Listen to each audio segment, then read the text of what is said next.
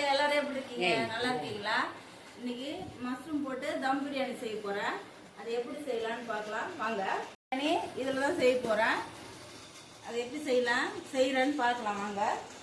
தக்காளி 1/2 கிலோ எடுத்து வச்சிருக்கேன். வெங்காயம் 1/4 கிலோ, வெங்காயம் 300 வெங்காயம் இருக்கும் எடுத்து வச்சிருக்கேன். பச்சை மிளகாய் வந்து ஒரு 10-12 பச்சை மிளகாய் எடுத்து வச்சிருக்கேன்.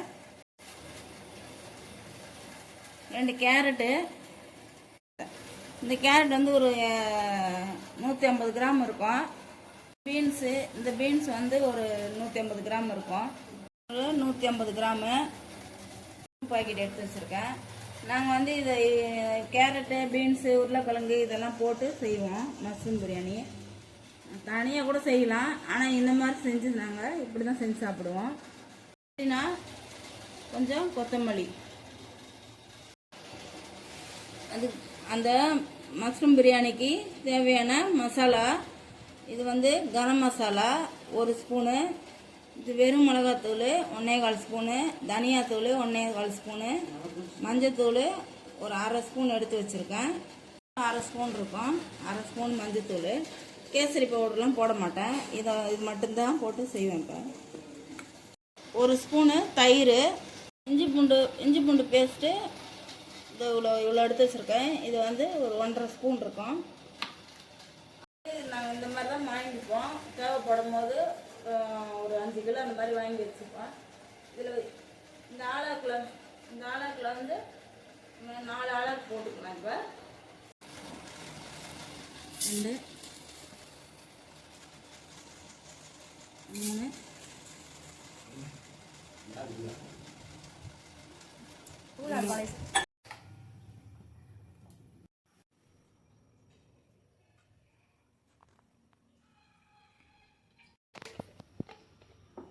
50 கிராம் எண்ணெய், ஒரு 2 ஸ்பூனு நெய் இல்லை காலி ஆச்சு இருக்கிறது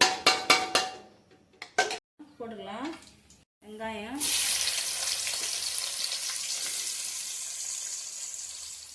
வந்து நம்ம பிரியாணிக்கு போடுற மாதிரி நீட்டாக தான் வெங்காயம் போட்டுக்கலாம்.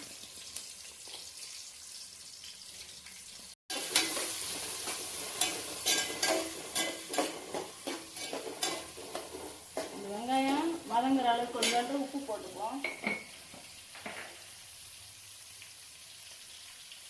அளவு உப்பு போட்டால் சீக்கிரம் வதங்கும். கொஞ்சோண்டு போடுறேன், அளவு நம்ம பார்த்துட்டு போட்டுக்கலாம். வெங்காயம் வதக்கும் போது உப்பு போடுறோங்க, அதுக்கு உப்பு பார்த்துட்டு தான் நம்ம போடணும். இந்த பக்கம் தண்ணி வைக்கிறேன் தம் போடுறதுக்கு. நம்ம தம் போட்டு இந்த சுடு தண்ணி தூக்கி மேலே வச்சுட்டு அடுப்பை வந்து நம்ம ரொம்ப ஸ்லோவில் வச்சிடணும். நான் அது வைக்கும் போது உங்களுக்கு காமிக்கிறேன்.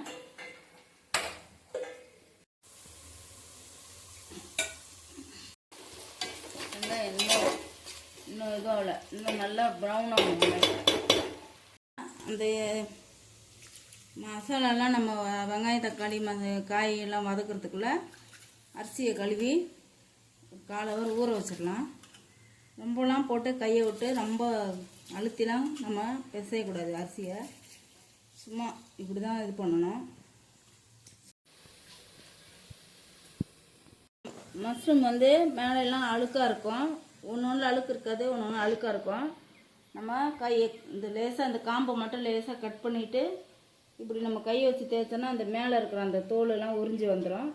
அப்புறம் நம்ம அந்த மாதிரி எடுத்துகிட்டு 2 வாட்டி 3 வாட்டி அந்த மண்ணெலாம் இருக்கும் அதில் நல்லா 2-3 வாட்டி கழுவிட்டு, முழுசாகவே கழுவிட்டு, அதுக்கப்புறம் நம்ம தாளிக்கும் போது 2 கட் பண்ணி போட்டுக்கலாம். கருப்பாயிடும், அதனால் தண்ணியில் போட்டு வச்சுருக்கேன். இந்த லைட்டாக உப்பு போட்டு தண்ணியில் போட்டு வச்சுருக்கேன். நம்ம தாளிக்கும் போது 2 வெட்டி போட்டுக்கலாம். இஞ்சி பூண்டு பேஸ்ட் போட்டுக்கலாம். நறுக்கி வச்ச புதினா, கொத்தமல்லியும் போட்டுக்கலாம்.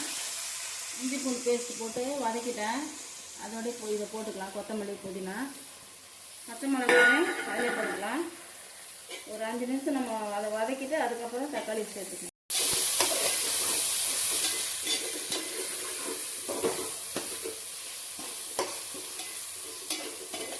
போட்டுக்கலாம்.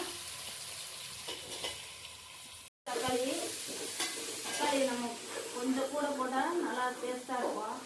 1/4 கிலோ தக்காளி போட்டிருக்கேன். அரிசி 1/4 கிலோ வெங்காயமும் 1/4 கிலோ தக்காளியும் போட்டிருக்கேன்.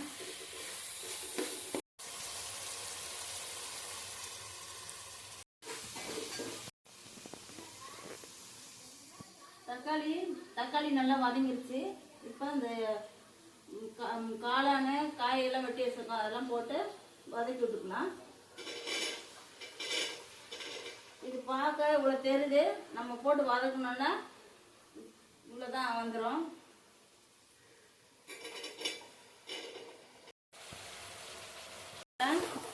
ஒரு 5-10 நிமிஷம் வதக்கி விட்டுருக்கோம். இந்த எண்ணெயிலேயே வதக்கி விட்டாதான் நல்லாயிருக்கும்.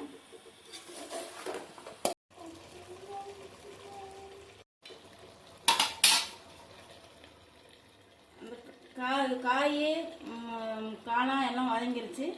இந்த எடுத்து வச்ச மசாலாலாம் போட்டுக்கலாம். உப்பு நம்ம பார்த்து போட்டுப்போம். அப்புறம் அரிசி போட்ட பிறகு உப்பு போட்டுக்கலாம். 5-10 நிமிஷம் நல்லா வதக்கி விடுவோம். இது நல்லா கொஞ்சம் இதுவானோன்னா அந்த மசாலாலாம் வதங்கினோன்னா கொஞ்சம் தயிர் போட்டுப்போம். 1 ஸ்பூன் தயிர் போட்டுப்போம். தண்ணியும் காஞ்சிருச்சு தம் போடுறதுக்கு. ஒன்றும் கஷ்டமான வேலையும் இல்லைங்க, ஈஸியான வேலை தான். நம்ம குக்கரில் செய்கிறத விட இந்த மெத்தட் வந்து இன்னும் ஈஸியாக இருக்குது நம்மளுக்கு. இன்னும் நம்ம 1 வாட்டி 2 வாட்டி நம்ம இது மாதிரி செஞ்சுட்டோன்னா, ஏன்னா நானே இப்போ தான் 2 வாட்டி ட்ரை பண்ணிக்கேன். 1 வாட்டி எறா பிரியாணி செஞ்சேன், 1 வாட்டி சிக்கன் பிரியாணி செஞ்சேன். இப்போ இது வந்து மஷ்ரூம் பிரியாணி. இது எப்பயுமே நான் குக்கரில் தான் செய்வேன். நிறைய யூடியூப்பில் பார்த்து இப்போ நானும் இந்த மாதிரி கற்றுக்கிட்டேன். 2 வாட்டி ட்ரை பண்ணி பார்த்தேன். இப்போ இது 3வது வாட்டி. தயிர் போட்டுக்கலாம். நம்ம தக்காளி போட்டிருக்கோம், அதனால் தயிர் பார்த்து போட்டுக்கலாம். நம்ம இதோட அரிசி போட்டுப்போம்.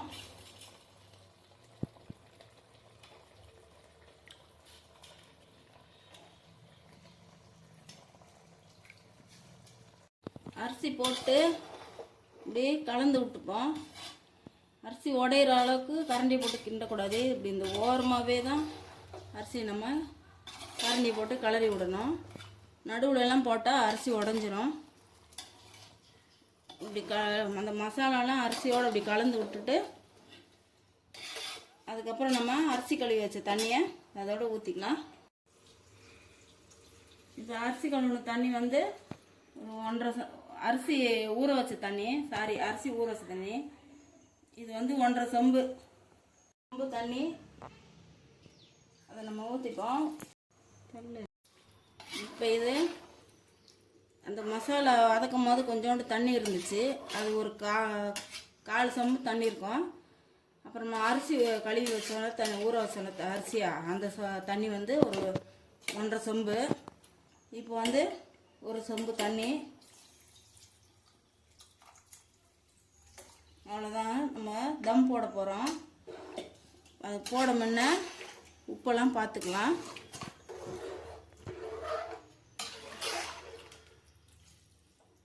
இந்த தம் வந்து 20 நிமிஷம் போடணுங்க. ஒரு 15-20 நிமிஷம். 20 நிமிஷம் நம்ம தம் போட்டு நம்ம எதுவுமே பண்ணக்கூடாது. உப்பு இருக்கான்னு பார்த்துக்கலாம்.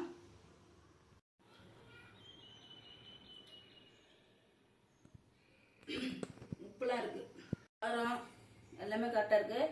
அந்த லெமன் மட்டும் கொஞ்சம் லைட்டாக ஒரு அரை லெமனு பிழிஞ்சு விட்டுக்கலாம். இந்த நடுவில் இருக்க விதையெல்லாம் எடுத்துட்டு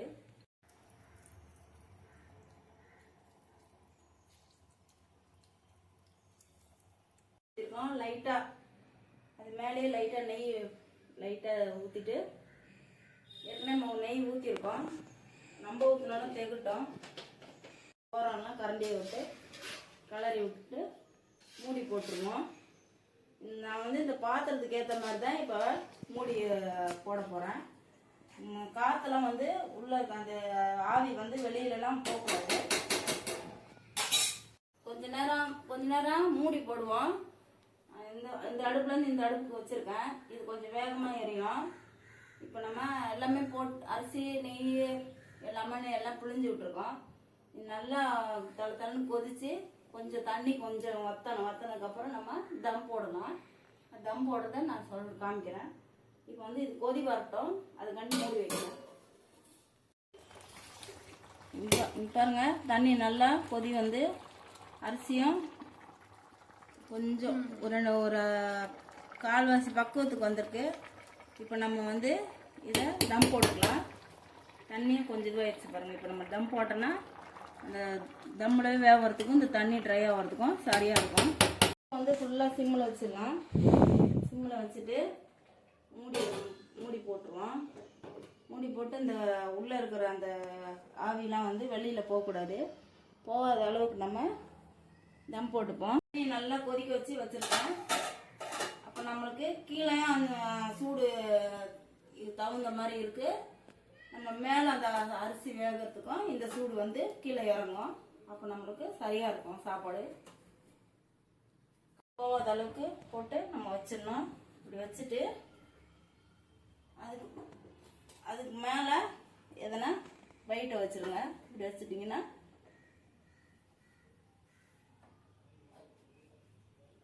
வச்சுட்டு பாருங்கள், இந்த காற்றெல்லாம் என்ன வெளியில் போகுதுன்னு பாருங்கள். அப்படி போச்சுன்னா மூடியை வந்து திருப்பி போட்டு பாருங்கள். நான் திருப்பி போட்டுக்கிறேன். ரொம்ப டவுட்டாக இருக்குது வெளியில் போகிறது. இப்படி குப்பரை போட்டு இந்த தண்ணியை தூக்கி மேலே வச்சுருவோம். மூடியை நவரக்கூடாது.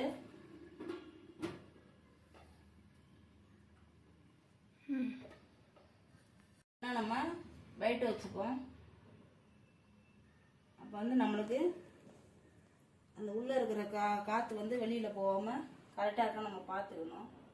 கையை வச்சு பார்த்தா தெரியும் வெளியில் போதான்ட்டு. இல்லை அடுப்பையும் ரொம்ப சிம்மில் வச்சுட்டேன்.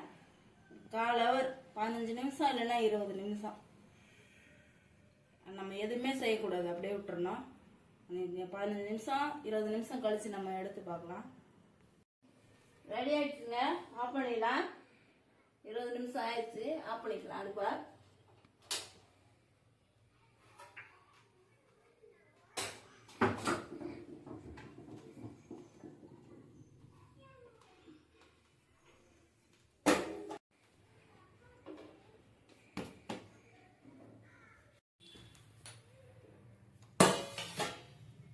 மேலே வந்துச்சா? இங்கே பாருங்கள், தம் போட்ட பிரியாணி, தம் போட்ட மஷ்ரூம் பிரியாணி பாருங்கள் எவ்வளோ செம்மையாக வந்திருக்கு பாருங்கள். அரிசி ஒன்று கூட ஒட்டலை, அடியும் பிடிக்கல, சூப்பராக வந்திருக்கு பாருங்கள்.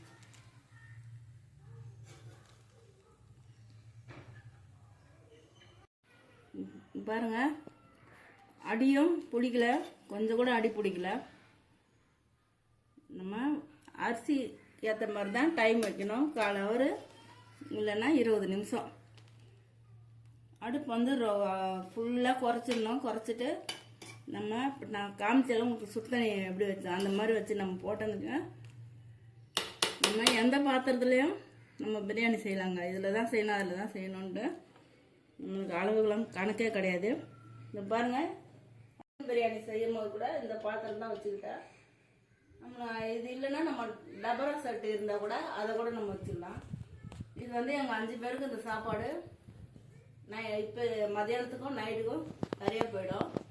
அதனால் இதில் நான் வச்சுட்டேன். உங்கள்கிட்ட பாத்திரம் கொஞ்சம் பெருசாக இருந்தால் அதில் கூட நீங்கள் வச்சுக்கலாம். இந்த வீடியோ உங்களுக்கு பிடிச்சிருந்துச்சுன்னா லைக் பண்ணுங்கள், ஷேர் பண்ணுங்கள், கமெண்ட் பண்ணுங்கள், மறக்காமல் சப்ஸ்கிரைப் பண்ணுங்கள் ப்ளீஸ்.